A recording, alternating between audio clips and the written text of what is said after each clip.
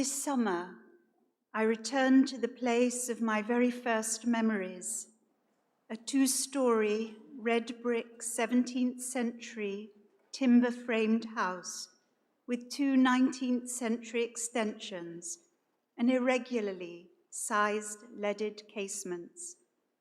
On the left, jutting out of the roof, are 4 brick chimneys, and on the right, partly hidden by one of the later extensions, there are 5, giving the house its original name of 9 chimneys. I had in my mind's eye an image of the garden at the back of the house, with its low-lying box hedge, a fragrance that still today reminds me of those days of my childhood. It was this part of the garden, just outside the back door, that I wanted to revisit, to stand in the place of one of my earliest memories at the age of 3.5.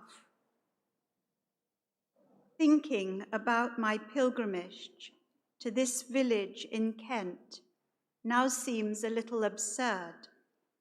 I had cycled from Rochester along the North Downs Way and found myself in the late afternoon crossing a wide stony drive and standing in the spacious tiled porch at the front door. A window was open in the front, which gave me hope that someone was at home. I felt a small flutter of nervousness as I rang the bell.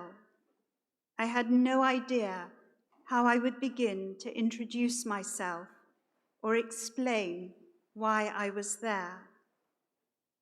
A woman answered the door. I began to tell her that my grandparents had lived in this house and asked if I could look at the garden.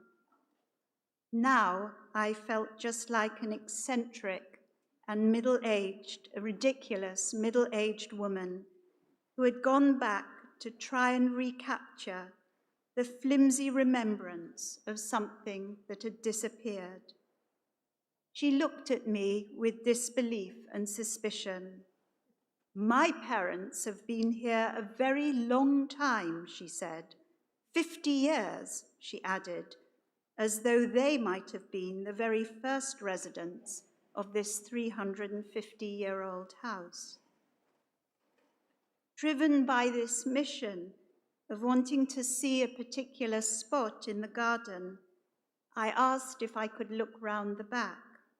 "It's all changed," she said, when I asked where the back door was. I could see the layout in my mind's eye, the door to the kitchen, the red-tiled doorstep, and the low-lying, fragrant box hedge.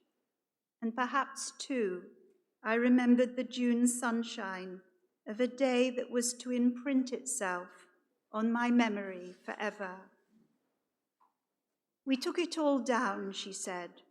"That part of the house and the garden doesn't exist anymore." She walked me round to the back and stopped at the edge of the house. We weren't going any further. A now dilapidated conservatory had been added to the back of the house, filled with furniture piled on top of each other and other rubbish. I had a sense that beyond the conservatory may have been the little kitchen garden which I remembered well, but it was impossible to see. And as she said, everything had changed, and I recognized nothing. My spirit crumpled, and I realized the mission of going back to that very early memory, a memory I thought may in some way have defined my spirit and seemed so vital to recapture a few minutes ago, was an impossible and nonsensical task. I could not redeem the past. I could only conjure with the fragile and capricious fragments of what I remembered and wonder about my purpose in going back. It was Yosef Chaim Yerushalmi, the author of one of the most significant books on history and memory, who wrote that the Jewish people have the reputation of being at once the most historically orientated of peoples and as possessing the longest and most tenacious of memories. But what do we mean by these two terms, history and memory? If they are not to be completely meaningless, writes Yerushalmi, we should at least want to know what kind of history the Jews have valued, what out of their past they chose to remember, and how they preserved, transmitted, and revitalized that which was recalled. The writing of history and its interpretation is a relative newcomer within Jewish scholarship.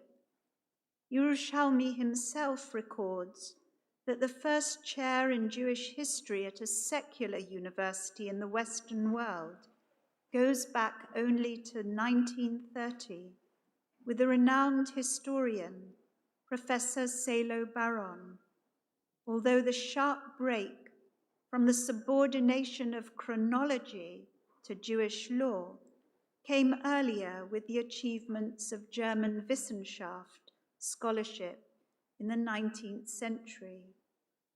Critical history, that is, an examination of sources about the past, leaves behind the biblical and rabbinic providential view of Jewish history. It wasn't that earlier scholars were unaware of chronology. The Karaites at the beginning of the 8th century, who challenged the authority of the Talmud, gave impetus to their opponents, the Rabbinites, to investigate the history of the Talmud itself, and later Gaonic teachers, the teachers of Babylonian Judaism in the 9th and 10th centuries, created a chronology of Talmudic scholars, and so worked out a chain of transmission. Maimonides gives a summary of the tradition down to his own day, but he is indifferent to general history, and so the chain of tradition is encapsulated without the enriching interaction that we know took place between medieval Jews and their cultural environments. And this gave rise to what Yerushalmi describes as a daring and profound intellectual synthesis in the realm of philosophy. And of course, we see that so clearly with Maimonides, his interaction with Neo-Aristotelian philosophy. But for Maimonides and other scholars, what was important was the authentication of the tradition for the purposes of halakha, Jewish law. It was the reconstruction of Jewish history to be in accord with Maimonides' own philosophical and ethical predilections. History is not absent from rabbinic scholarship and commentary, but it lacks the objectivity of historical investigation. And when change in historical circumstances is acknowledged by the rabbis, it is for the purposes of adapting halakha, the law, whether towards women, people who are disabled, or individuals who profane Shabbat. We see examples of leniency and adaptation in Jewish law towards all these people, with a nod to change times. In returning to the scene of an English country house and garden, I had forgotten that there is a usefulness in forgetting recollections of the past, and that what was important for my purpose were not the bricks and mortar, the lavender and hedges in their changed states, but the memory of that place and the time that I had preserved. It is memory that is so crucial as we pass our Judaism on to the next generation. It is not that history is unimportant, far from it, but that as Jews we inherit a culture which, as Rabbi John Rayner said, is first and foremost a religious and ethical one. Its subject matter is chokhmah, wisdom. Wisdom is not any particular specialized skill, nor is it knowledge in general. It is rather an understanding of the universe and of our place in it. Collective memory for us as Jews is passed down through ritual and recitation, through days such as Yom Kippur, just as this one does both of those things. And God introduces himself to Moses not as creator of heaven and earth, but as God of your fathers, God of Abraham, Isaac, and Jacob. And at Sinai, with the giving of the 10 Commandments, we learn nothing about God's essence or attributes. But I am the eternal one, your God, who brought you out of the land of Egypt, out of the house of bondage.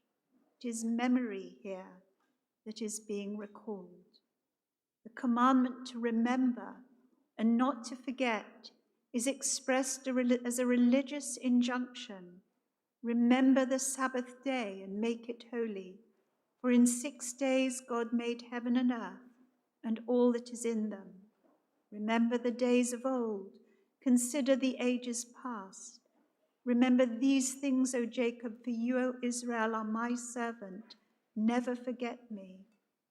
And remember what Amalek did to you, and what Balak, king of Moab, plotted against you, and repeated it again and again in Tanakh and throughout our liturgy. Remember, you were a slave in the land of Egypt. Memory is embedded in every one of these verses and more. It is not history that is recounted here, for as Yerushalmi says, if it were history, we would have come out of Egypt, we would have crossed the Sea of Reeds, we would have stood at Sinai but once. In retelling our stories, history stands to the side as memory flows through these 2 channels of ritual and recital. Ironically, of all the festivals, Rosh Hashanah and Yom Kippur are not preoccupied with memory, at least not with the collective mythic historical memory of the Jewish people. And yet they are the festivals that attract the most attention, the most attendance at synagogue and indeed online. So strong is the collective draw to be with other Jews, to hear these ancient prayers and familiar tunes, to see our community, perhaps to honor parents long dead, that we set aside even our fears of a pandemic to be together once again.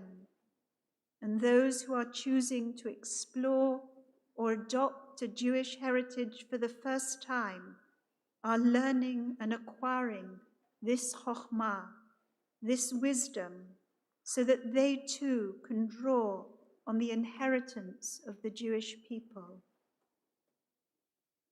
Judaism and Jewish identity are not an endowed genetic inheritance, whatever contemporary DNA tests might tell us about our ethnicity and ancestry.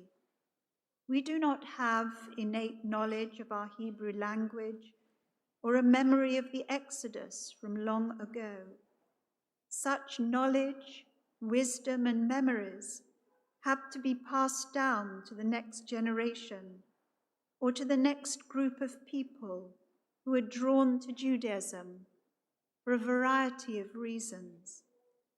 And there is no exclusivity about who can inherit the Torah, for it is everyone's. Everyone is entitled to receive the heritage of Judaism, whatever their ancestry. But what cannot be guaranteed, again as Rabbi Rayner says, is that we will actually receive it. That depends on the kind of upbringing and education we are given by our parents and teachers, and by the way we impart it here at the LJS and in our communities. This Yom Kippur, I ask myself, have I succeeded in transmitting the faith, the culture, the traditions, and ethical teachings of the Judaism I love to the next generation? How have I communicated this wisdom to my own children, to the students I have taught, the congregations I have served? Have I ensured its continuity? Have I been enough of an example in my life and through this pandemic to sustain liberal Judaism, allowing it to adapt while being faithful to the wisdom of the past? I'm grateful to Professor Geraldine Van Buren, who reminded me recently of the quotation from Lampedusa's novel, The Leopard, that for everything to remain the same, everything must change. Once in every generation, there is a rupture that causes change and upheaval, just as the pandemic has in our own time. And once in every generation, there is the opportunity to adapt gracefully and usefully to change circumstances. And once in every generation, we are presented with an opening to heal the brokenness of our world, to grasp at the chances we have of making good what we have harmed in the world. And once in every generation, we are called to sing a new song to the Eternal One, while holding fast to the moral injunctions that accompany our collective memories as Jews, the teaching that is very near to us, in our mouths and in our hearts, that we may do it.